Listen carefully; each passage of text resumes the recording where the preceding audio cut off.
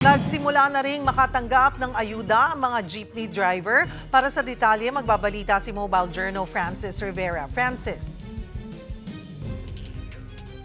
Cheryl, tuloy-tuloy pa rin ang pamamahagi ng DSWD ng cash assistance para naman sa mga jeepney drivers ngayong araw.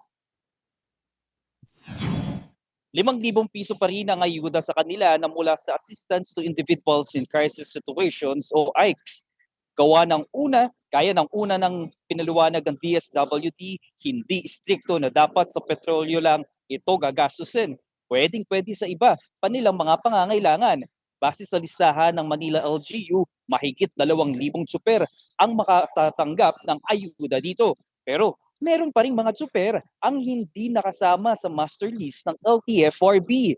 Narito ang kanilang pahayag. Excited na sana ako para may pera ako, kaya wala yung pangalan ko. Ito lang inasikasa ko. Baka sakali lang ako, wala pala yung pangalan ko. Second batch na lang kami. Try na lang daw namin ng pair po. Malaking bagay yun kung sakaling kami makatanggap.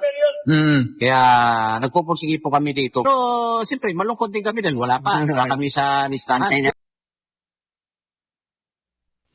Ayon naman sa LTFRB, nakikita nilang rason o isa daw sa mga dahilan o rason kung bakit wala ang pangalan ng mga tsuper ay yung registered address sa kanilang mga lisensya. Ang iba kasi sa probinsya na nakariso o sa ibang city.